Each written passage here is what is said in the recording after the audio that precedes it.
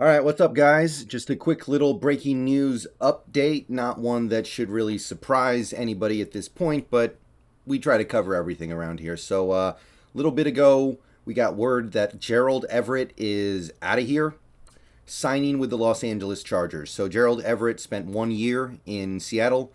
We gave him, I think, 6 million, 1 year, 6 million, and he ended up having a career year. Not an amazing year, but a good year. Was productive for us.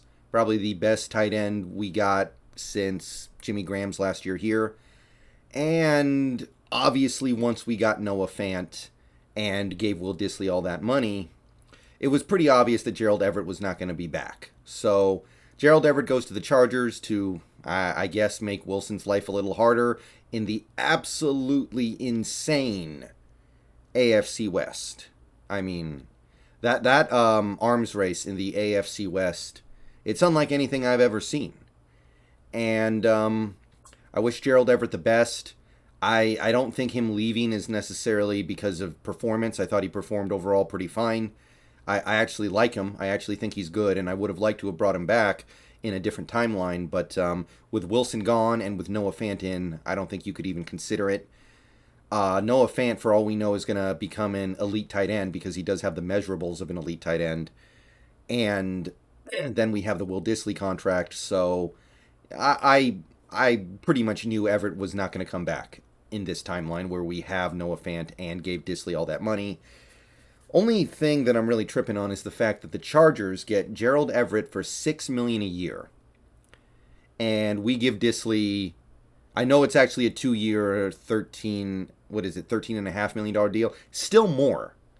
So you got Gerald Everett, great pass catcher, dynamic threat, can line up as a slot, line up outside, line up in line.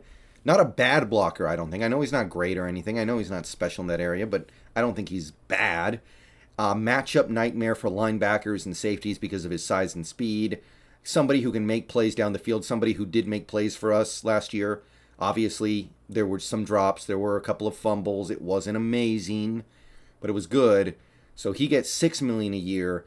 We give 6.5 million a year, or close to 6.5 million a year, to a guy who's just a good blocker. And I understand that maybe for what we're trying to do right now with Noah Fant, because Noah Fant is not a good blocker, you might be looking at it and going, well, having Dissly's more important than bringing back Everett. I agree. Look, if you told me we have Noah Fant on one side and you told me who you want on the other side between Everett and Dissly, I would say Dissly.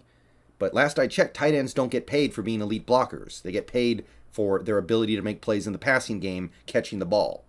So looking at what Gerald Everett got, I'm looking at Dissly and I'm going, how in the world did you get more than 3 million a year? So that's going to stick in my craw for a while. But other than that, nothing really to say here except Gerald Everett is gone. Good luck to him in LA with the Chargers. I think he'll be good. I think he's a good player. 2 years, 12 million. Very reasonably priced, but no way we could bring him back at this point. All right, see you guys later. Go Hawks.